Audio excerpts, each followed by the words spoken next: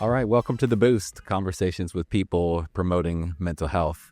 And I'm here with a real one today with Dr. Jessica B. Stern out of New York. Jessica, it's wonderful to see you today. How are you doing? I'm doing great, Steve. Thanks so much for having me. It's such a pleasure to be here with you. It's a pleasure to be here with you. I really mean that.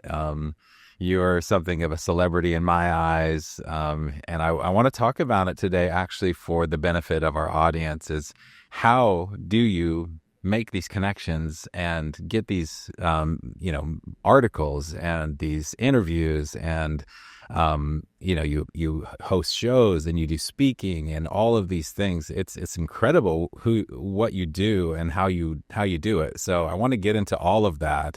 I'm here to learn from you actually today, so I'm excited to ask some questions. But before we do all that, we like to start with two quick questions. One is the virtual hug, and the other is the shameless plug. So the virtual hug is tell us somebody or something you're grateful for today. Oh, I love that question. I am so grateful for the nicer weather, which kind of sounds maybe silly, but I know for a lot of people is really meaningful because for me in particular, it means that I'm getting out and doing more things that bring me joy, move my body, and really gives me an opportunity to hone into some of those self care habits that really juice me up and drive me forward and fill my cup up. And so that's something I'm excited for. Here in New York, it's getting nicer and warmer, and I always love that. I love spending time outdoors. And I'm also just really grateful for my friends and my family and connections, people like you who continuously inspire me. I think it's just so exciting to have cool people in your corner who do good things and are good people. And I'm very, very grateful for that. That's not lost on me. Oh, well, thank you. Yeah, you're generous to be on the show. It's really cool to have you on, and thank you for those kind words. That means a lot. And I'm thrilled to know you, really. And I was checking out your Instagram. There's a great post in there about dopamine, and it references like what you were just grateful for, like morning walks and food that kind of feeds your cravings and feeds your soul. And that's actually like a big topic that I hear people talk about a lot is dopamine and the upside to, whether it's journaling or writing. Talk about those things that you talk, like unpack your virtual hug there a little bit more with like what are you doing for yourself to kind of fuel and boost yourself. Yeah, so I think one of the things is movement. I love going for long walks. I think it's just such a nice way to disconnect, to really be mindful, be present. We also know that movement is so good, not just for the body, but for the soul and the brain. And that's something that I really try and protect for myself. And when I find that in my life, it's slipping away for me, it's one of the first things that I notice. And so I really try to anchor back into that. So whether that's walks or for the first time in my life, I just actually got a personal trainer because I was like, girl, you should lift some weights more. So that's something else I'm trying to do. But I love yoga and spin and swimming. And I just really love being active. And I particularly love having the opportunity to put my phone away and to really just focus on the moment, zone into the music, do all of that. Yeah. I find that it just makes so much goodness for my overall wellness. So I think that's one thing. I love cooking. I love eating. I love experimenting with new recipes and new restaurants. And so finding ways to, eat healthfully and mindfully and also just craft a little bit of creativity in my life. I find that for me, particularly when I'm cooking, it really gives me an opportunity in a really low key way to be creative. And I really enjoy that. And really trying to pick up new activities and new hobbies. I think that when we're really busy for a lot of people, it can be really hard to remember to do those moments. And I frequently, after a long day of work, find that all I want to do is just sit on the couch and scroll, which we all do, right? That's such a natural, normal human thing. But I don't find that it really does a whole lot. Obviously, rest is deeply important. And so a certain amount of that is totally cool. But I also find that being able to regenerate my energy through creativity and hobbies is really important. And so I picked up pottery, which I really love, and I'm going to attend my first glass blowing class. And so I'm trying to find ways to kind of keep myself moving and grooving and just like living life. Amazing. Okay. Picking up pottery, like the spin, like the wheel Yes. or, oh, very cool. Okay. And glass blowing. So you're finding creative outlets in creating things in like that Hmm. tangible, that thing you can build, that thing you can touch as far as an outlet rather than, yeah, our thumbs scrolling up, scrolling up, scrolling up, which, I do that too. And I enjoy some of that for sure. So the hobbies. Okay. And cooking is another creative outlet. Okay. Got it. Yeah, I can relate. I love long walks. I love the just sometimes it'll be with my dog, but sometimes not. Sometimes it's just I go out without a plan and it's kind of intentional or hopeful, but oftentimes my some of my best ideas come out from a morning walk after I've slept on an idea or a hard concept. I really do like get some clarity out of just simply sleeping on the idea and then walking it out. And I find like it's just I don't know what it is. It's just the repetitive simplicity of the fresh air and the sunshine and that morning sun combined with just that feeling of progress. I don't know I don't know why a walk is so magical, but yeah, it seems like it is. There's something in it. I totally agree with that. It really is magical. And I can't tell you how many times I've been either stressed or, like you're saying, like stuck on a concept. And then I go for a walk. And oftentimes it's a really long walk. And I'll just feel that peace and that clarity that you're talking about. And it's just like so powerful the way that that happens. And it's pretty cool. Yeah, it's cool. It's the simple things sometimes, it's like Totally. what we put in our body, what we're doing with our body, like movement, it's the simple things as much as we want it to be. And sometimes can be beneficial. The super complex supplement or, this latest plan or craze. It's like, no, we just kind of like getting to the basics. And sometimes it's reduction. Sometimes it's what we don't do, sometimes it's, okay, maybe I am going to get off the couch and not do this anymore and make a different choice. But, you are, let's get to the shameless plug because this is gonna take a while. So host on Doctor Radio, which is on Sirius XM, advisor for Wondermind, Selena Gomez's mental fitness ecosystem, and then you're doing so many other things: licensed clinical psychologist, consultant, trainer, public speaker, clinical assistant professor in the Department of Psychiatry at NYU, Langone Health. But in your own words, tell us tell us how are you doing all of that, and then tell us how you boil that down. What are you doing these days? Steve, one of the most common questions I've been getting lately is how are you doing all of this? And I wish I had an answer. I don't have a great answer. No. The truth is, I think there are a couple key components here is first of all, I'm trying to do the things that I love and I've been really, really graciously offered different opportunities and pursued different opportunities. And I find that I can really just maximize my energy when I'm doing something that I'm quite passionate about. So I think that's one piece. Another piece is I have really kind of hacked the code on productivity, at least for myself. And this is something I've been teaching others, and I just came out with a course on it about how to create sustainable, productive tips for yourself and your lifestyle that don't burn you out, that feel slower moving but intentional. And so that's something that I've been working on for probably like 15 years now.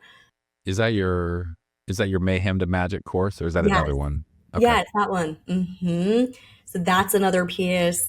And really saying no. That I think has been, everybody talks about this, but that's been definitely one of the hardest lessons that I've had to learn in the last decade plus is how to be selective, how to be intentional, how to say no to things that don't serve you. And it's hard. I am a people pleaser, if I'm being very honest. I'm a perfectionist, also, if I'm being perfectly honest. And so saying no has been a challenge. But I think the thing that I realize is that when you say no to some things, you're saying yes to other things. And once I was able to really conceptualize that and integrate that into the way that I manage my life and my world around me, it was pretty game changing. And just doing whatever I can to kind of catch myself because I definitely have moments in my career where I feel like I'm working too hard, I'm working too late, I'm being too hard on myself. And I've learned the different signs of when that happens for me. And I do these like little mini audits for myself whenever I'm getting to that phase, or hopefully before I get to that phase. I do a little bit of an audit. I check, where is my time and my energy going? What do I feel like is not being fulfilled? Am I not going for enough walks, let's say? Whatever it is. And then I'm trying to do whatever I can to mitigate some of those obstacles as they arise, so that way I can better manage my time and my energy and optimize my health in those ways. Okay.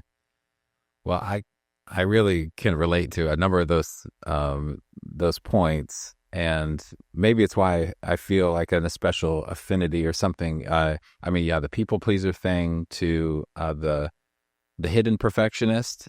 You can't see it maybe on the outset, and then I get fielded that same question, which is like, how are you doing? What are you doing? Like, what are you doing? Like, do you have a clothing company or like a events company or a marketing firm? And what all are you doing? And I want to be strategic with all of those things. And at the same time, I simply can't do anything else except continue to pursue this path, which I call the creative path. And that that was a shift for me. And really the inflection point was going to a licensed professional counselor and working through some career. It was the guy under the guise of career guidance, but it was really like the hard yards of looking inside and then moving down this creative path. And it feels like you are on such a creative path where you're building things of value to other people, and you almost have this kind of magnetic maybe attraction. I don't know how you feel like these things come into your life. Certainly, it sounds like you are filled with gratitude for the things that are being sent your way or finding you. But talk a little bit more about saying no. That's a really interesting discipline. I agree that it can open a door to something totally new that sometimes the universe does it to me. Sometimes it's like, no, we're slamming that door, and and I drag my feet, and then the next morning, like, whew, the next door swings open, or the next month, or next year sometimes. But it makes space for that. But what is your matrix or your model for helping you figure out when and how to say no? That is such a good question. I think that the gestalt of it, the macro level thinking about it, is that the thing that I learned is that the opportunities that you say no to either might come up for you again, or that there are going to be other opportunities that come for you. And the reason that that is really important for me to learn is that early on, when I was saying no to these cool opportunities, or the ones that I thought I needed to say yes to, I thought that it would in some way harm me, it would hold me back, I would upset people, I wouldn't have opportunities like that in the future. And the more I practice that, the more I realize that I'll have other cool opportunities, and I might have opportunities that I didn't even expect. And I think that that's one of the biggest pieces of my career journey, is that my career has not gone in the way that I expected it at all, in like the most awesome way possible. I never expected that I would be doing these opportunities. I didn't even know that they were a possibility. And I had a very cookie cutter expectation of what my career would look like. And I was happy with that. I thought I was just going to be a clinical psychologist seeing patients either at the VA or at a medical center or in private practice, which is what I love to do. I love to do therapy. And at the same time, all of these opportunities started to come up for me slowly over the course of time. And then the more connections I built, the more other things started to arise. And so I started to realize that you want to act with intention, but you don't necessarily have to follow the prescribed path that either was prescribed for you or that you prescribed for yourself. And once I realized that, it was just like very freeing, I think, and very, very empowering. And the biggest moment that I noticed this was a couple of years ago. I was poached for what was once upon a time my dream job, like the coolest opportunity I thought I would ever, ever, ever get. Um, I think I can talk about this. I've actually never publicly talked about it, so you're quite special to hear about it. I Thank turned you. out a job in the Biden administration Wow. right after he was inaugurated. Again, I've never talked about this publicly, so wow, this feels interesting for me. And I was approached, and told you would be excellent for this pretty high level position in government. And at the time, for a variety of reasons, I had to turn it down. And it was a big deal for me because I had always wanted to do policy around mental health in Veterans Administration, which was what the position was. And I was like, how can I turn this down? Like, that's crazy. Like, that's one of the highest positions you could possibly ever have. And I was very young to have received this opportunity, but I turned it down. And then shortly thereafter, I got a hosting gig on SiriusXM and then got a position at Selena Gomez's new mental health company. And then, like, slowly, so many other things that I never expected came up for me. And that was a life changing moment for me because I realized that you don't just get one shot at the things that you want to do. You might get one shot at a specific opportunity, but slowly over the course of time, you'll get a lot of other opportunities, and you might have to pursue them, and you might have to work really hard, and you have to maybe have to fight your way through to get to those places. So it's not like they're necessarily going to be handed out to you. However, there are plenty of opportunities to go around, and if you really put your mind towards something and remain flexible, you never know what's going to come for you. And I think the flexible piece too, it was something that was really important to me, which is I've always been sort of a type A, very like perfectionist, like again, very like, this is what I'm going to do. And I'm a planner. And I realized that taking a step back and being a little bit more flexible and a little bit more curious and kind of open to what is available was very rewarding. And that was a huge change for me. And so I think to get back to your initial question of how do I decide, ultimately, the things that I think about is this going to be meaningful for me in a variety of ways? Is it going to drive me forward in the path that I have for myself? Is it going to fulfill whatever needs I maybe need? Is it going to fill a spot on my CV? Is it going to be something unique and different? Is it going to pay the bills? Whatever it might be.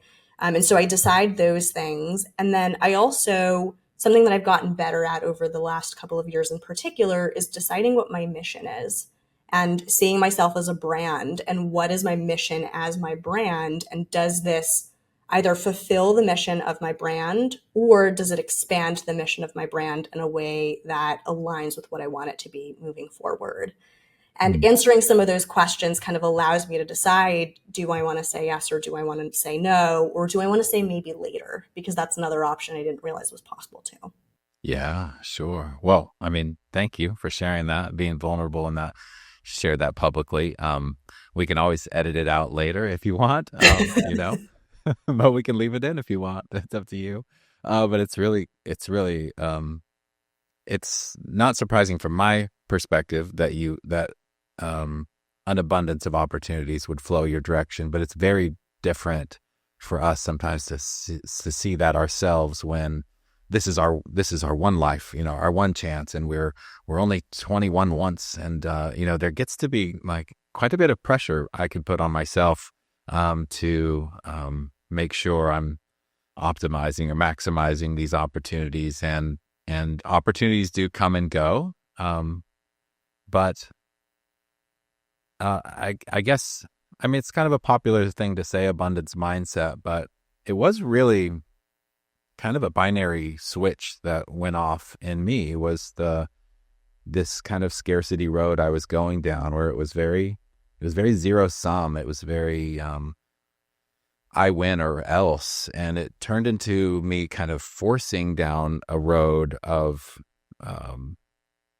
of incentives and objectives that weren't aligned with who I am. And I think that's what I took from what you just said the most, was this magic of you, as best you can, knowing yourself and staying attuned to what matters to you. It's the Shakespeare "Know thyself," which is so simple and so hard at the same time. But it sounds like you are really resonating from an awareness of caring for yourself and making sure these things are aligned with who you are. But what's your mission? You mentioned that. Like, do you have that articulated, or is that more of a concept, or several ideas? Yeah, so that's a great question too.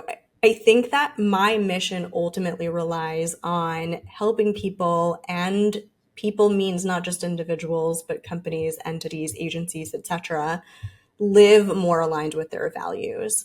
And the idea behind that is maybe that means increasing efficiency through things like productivity or reducing burnout. Maybe that means through things like leadership. Whatever it is, maybe it's mental health specifically. I think that so many people feel so much of a burn in their life that leads to burnout where they're doing things that they don't want to do and that they don't have the capacity for. And ultimately, as adults, we frequently need to do things that we don't want to do. That's just part of life. However, I think being able to be much more decisive and a little bit more judicious about how we live our lives can be really empowering. And I think that when we're caught in the grind and the stress of day to day life, it can be really hard to zoom out and to sort of canvas our experience and say, what can we change? And so my mission ultimately is to empower people with information and the skills to be able to zoom out, to canvas their life, do a little bit of an audit, and then start to make changes that are aligned with their values. So moving towards the things that say yes to them and that move them forward, and then move away from the things that hold them back. Beautiful. Wow. That's incredible. Um, yeah, and the providing the information, the clinical expertise you bring to it, it's like not everyone can do that in terms of these like mission critical challenges we're having in workplace wellness. I want to talk a little bit more about that. We're going to take a quick break and then come back with more. So we will be right back after this. At Term Productions, we craft experiences that connect, engage, and inspire. From dynamic conferences to powerful storytelling, we bring ideas to life through planning, production, and promotion. So your audience doesn't just listen, they remember. Ready to make an impact? Let's build something unforgettable together. Visit turn.productions to get started. All right, I'm back with more from Dr. Jessica B. Stern. We've been talking about really all sorts of things, your mission, the work you do. I wanted to ask you a question, kind of a branding question about Three Lemons LLC, which is your consultancy. How did you pick that name for starters? So it's a tribute to my grandmother. She was a very avid gardener, and she actually passed away right before I officially launched the company. And she Sorry. had multiple lemon trees, three in particular that were in this beautiful cluster. And every time I went there, she would offer me more lemons than I could possibly imagine. And she was just such a vibrant, resilient, amazing, amazing woman. And I sought so much inspiration from her. And these lemons essentially became a symbol of her and her abundance and teaching herself how to garden. And she had like one of the most epic gardens I've ever seen in anybody's home. And it just felt right because I always think about those three lemon trees. And, everybody says like make lemonade out of lemons. And part of it I think Yep. is like really cheesy and cliche. And then, but the truth is that like there's actually really valuable meaning to that cliche. And I was thinking about it and it kind of just like popped around. I was talking to my partner about it and he's like, how about you pay tribute to that, to the lemon trees? And I was like, wait, that fits. Like it like sat with me. I came up with so many names before that and like none of them meshed with me until that one came along and we're like, that's the one. Oh, that's so sweet. I'm sorry she passed away. That's a wonderful tribute to her work and her passion. She and my grandpa might have gotten along. He had the greenest thumb I've ever seen. He had a tree which was it was either a lemon tree that was grafted into a lime tree or vice versa, but it was the same trunk producing both kinds of fruits, which is, I guess, something you can do with lemons and limes. It was amazing. But he was in Southern California and the climate is wonderful for growing. Where was your grandmother? So she was abroad. She was in Europe. But the funny thing is that I actually have three lemon trees now in my New York City apartment. And you might not have known you can grow lemon trees or have lemon trees and sustain them in New York City. I And didn't know it's that. challenging. They don't necessarily love New York City, but they're thriving. They're doing well. And they bear fruit? I mean, they give you lemons? So they're a couple of years old. Okay. I think in the next year, they'll start to bear fruit. And so we are super eager for these lemons whenever they Yeah. happen. Yeah. Yeah. Yeah. My grandpa had macadamia nut trees as well, and he would like dry them and roast them, and pecan trees as well. And we'd have these. We live kind of in the second story of my grandparents' home for a while in Southern California when we moved from Northern California, and it was the four kids and my two parents, so it was a busy full house. But we would have these wild parrots that got loose from a local, like the San Diego Zoo or the Wild Animal Park nearby. And they would come and like raid his trees because he had, just this like bountiful, harvest of everything he was growing. And people would come by and like offer him money for his palm trees. Like he was really like incredible. So I could see why you took so much inspiration from somebody who's like growing these lemon trees and just providing you this abundance from like the simple work they're doing in the dirt and with their hands. It's a beautiful thing. Hmm. Absolutely. That is so, so cool. I love hearing about your grandfather. Oh, he's near and dear to my heart. And it sounds like your grandma is and was too. Talk about Joy 101, Hoda's company, and what are you doing with that? You're creating, I think, some content and video. Talk about that engagement. Yeah. So this is fresh, fresh, fresh. It's very exciting. So Hoda, the beloved Hoda, is now launching a wellness company, and it's inspired by her mission to bring wellness and joy to people in accessible ways. And it really was started by her mission to instill little techniques and wellness habits that were really inspired by her own work doing breath work and other types of things. And so she approached me and asked me to be one of the practitioners in her wellness company. And so what this looks like is we have an app that's launching, and it's going to have a whole host of different things: videos on positive mindset, Pilates, breath work, longevity videos, and all kinds of information. And then eventually from there, there will be retreats and in-person events and all of this. And so really, just like the name says, it's really intended to just help people cultivate joy. Who doesn't want that? Well, that's beautiful. Yeah, I want to go. I want to go to these retreats. But what a wonderful mission, and comes right from her lived experience, which we see so often. Like these things have worked for me, or these things have helped me turn a corner, or we see that in pretty clear ways in like even the addiction treatment space, where so many people are coming out of recovery themselves and have had such a positive return on rehab and doing the work that they end up pouring back into the industry. But it doesn't need to be quite so intense or acute as that. It can be, hey, these things are actually working with me, and I want to spread this joy out into the world. And that sounds like what Hoda is doing. How did you all connect or sync up? Are you lifelong friends, or is this a recent relationship? I wish. I wish I was lifelong friends with Hoda. I think it came through mutual connections, and this is kind of like the story of much of the past couple of years. So, as you know, I'm an advisor for Wondermind, which is Selena Gomez's mental health company, which she co-founded with her mother, Mandy Teefee. And I think Hoda's team found me through them and then connected with me and reached out. And, we had a call and just really vibed very well with each other.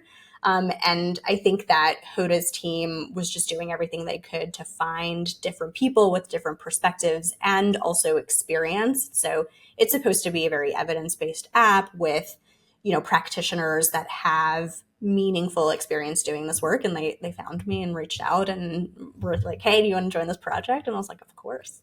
I love it. I love that your ecosystem or your environment just continues to expand. It's again to the point of, as we kind of build things and ripple out from our core or our center, it's incredible how wide they can go and how exponential they can go. My experience of running this little scrappy conference, that was, turning into what I knew it could become.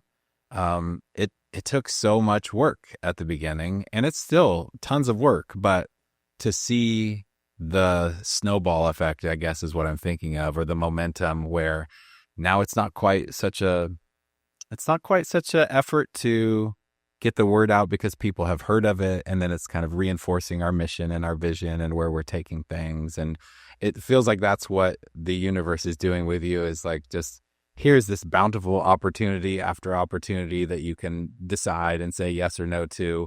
What's do you have like the vision for what's next, or do you have you plans down the road 3 5 years, or just like what do you see next for yourself? That's such a good question. I am always, different ideas are always percolating for me, but I don't really know. I've been approached to write a book, Yeah. which is not something I've said yes to because Ooh. obviously that's a ton of time and energy. And I think the thing people ask me all the time, are you going to write a book? And the thing that I think about is that so many people are writing books and people are writing fantastic, phenomenal books. And I don't want to put a book out there that doesn't have really good specific intention by it. Like, I don't want to write a book just for the sake of writing a book. So if it feels like it fits with what I think is needed out there in the community and what society would really enjoy, that could be a possibility. I've thought about and kind of been approached a little bit, nothing specific in the works, but like some more TV, documentaries, those kinds of things. And so I could see that being a future path or expansion on some of the work that I'm doing. But I'm just like going for the ride and seeing what comes along. And I'm really excited about it. It's like I said before, it's very different than what I expected for my career. And for someone who always used to be so planful, it's kind of nice to just like be surprised by where things take you. And I Mhm. obviously do it with intention. And I'm Yeah. still a master planner. I love being able to think things through and to be strategic. But I like this new season where I'm Yeah. being a little bit more open to unexpected things. Yeah, I love that. I defer back to or fall back to sort of the yin yang concept of, like sort of one foot at home and one foot in adventureland, or out in the jungle, out in the wild, where yeah, it's a little bit unknown. It's a little bit, I don't know what's coming around the corner. But at the same time, in those moments, I can't live there all the time. But having a portion of my experience being out there, I also notice my perception get really sharp on certain uh, opportunities or clarity that happens, and it takes a lot of energy. It like draws me down quite a bit. I'm sort of an introvert actually, so um, it's the same way that like I'll run an event and then I can get sick like a few days after like a conference if I'm like pushing myself too hard. My body is just saying, "Hey, you gotta stop. You gotta calm down." um, but it's good to have for me some consistency in home as well. But it is good to be out there in the wild too. Absolutely. Totally. That's where you gain the real experience that inspires so much of the other stuff. Yeah, yeah, it's kind of a balance.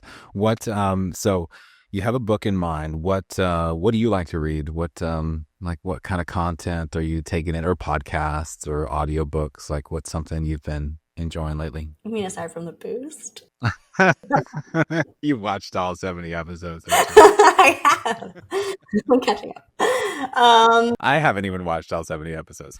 Oh my God, Steve, are you going to write a book someday? Because if you write a book, I'll read it. I'm gonna write a book someday. Yeah. I am Okay. I'm gonna write a series of books. It's called working title. Somebody will make a better title, but it's the first one is Turning Creative. So it's sort of my story of like moving off of the scarcity competitive path onto the creative path, and being able to consider myself a creator and be able to ask the question, what if most of this is my fault or my doing or my creation? And that question has evolved to a much more positive mind frame over time as I kind of did the work. And then the second one is Turning Conscious, and the third one is Turning Consistent. So it's sort of this it's going to be a book series of how doing the hard work, the hard yards, the internal, like looking inside, especially after I turned 40, was the turning point for me to really start tapping in and living and being honest with myself and being able to live with my whole self and accept that. And so, yeah, that's my book. Oh my God, I love that. When it launches, I'm going to have you come on Sirius XM so we can promote it, please. I don't know if I've ever said that publicly before. That's, Oh my gosh, look at us. Look at us here being we are. global. Yeah. Here we are, mildly unmasking a few things. Do you have a working title? I don't want to push you on your book. It sounds like it's in the works, but is it fiction? Is it nonfiction? Is It it would be like nonfiction. So I don't okay, have a okay. working title yet, but I'm happy to take any feedback that your brilliant mind has. So if you have any ideas, but it would be nonfiction. It would be something about wellness and work life balance and productivity. But I want to think about how to do it in a way that feels like a little bit unique because there are so many of those books out there. And so I've met with a couple of editors who actually reached out to me and said, "Would you want to write a book?" And I said to them, when I come up with a concept that I feel like is really solid, I'll let you know. But if you have any Hmm. ideas, I'm open to ideas. Okay, I'm gonna think on Oh that. my I God, love please that do. topic. I love noodling on like brand names and website domains and book title. I love all of that, especially with the context of what I know. And now I might scroll a little bit deeper onto your Instagram and like, okay, I'll try to find some inspiration. But if I come up with anything, I'll let you know. Well, last question is, and we call it the boost. Is there something specifically you're doing for yourself, your own wellness, your own mental health, in your own journey that's really contributing? And you talked about this at the outset: walks and diet, things like that, exercise. But is there something that comes to mind other than that that you're doing for yourself? I'm trying to think. Like, those are some of the big ones. I think, like I mentioned before, so I've always been a cardio girl. Like, I love swimming, spinning, walking, running, all of those things. And for the first Uh time in huh. my life, I've really decided to lean into the strength training thing, which a lot of people have been doing for Yep. a while, but for me, it's pretty new. And for me, it's been so humbling. And also just like such a cool challenge because I'm stepping into something that's very different. And I've always identified as a very active person because I always have been. But this is showing me that obviously there are many different types of ways to be active. And so it's nice to do something new that feels like a challenge because I like to be able to conquer things and grow. And so that's been really cool. I actually had personal training this morning, so I feel like extra strong and extra tired today. Good for you. But it's nice to be able to do new Mm-hmm. things. So I'd say that's something like Mm-hmm. new that I'm working on for myself for Good my for health. you. That's awesome. That's great. I swam. I played water polo, and you have to swim. Yeah, or they kind of like highly recommend it. And then for a season of my life, I got into long distance running, which is fascinating. I'm not built like I'm 6'2". I'm not built to be a marathoner or anything like that. But I did it for a while, and it's fascinating what that practice does to my body over time. It's exercise certainly, but it's cardio, and I actually experienced a lot of muscle loss and a lot of weight loss, and that makes sense because it's the physics of what you're trying to do when you go out and run 10 or 20 miles in one stretch. But then after that, I started to get back into strength training, and yeah, I mean, I'd highly recommend trying it out for probably most people interested in those kinds of goals or outcomes.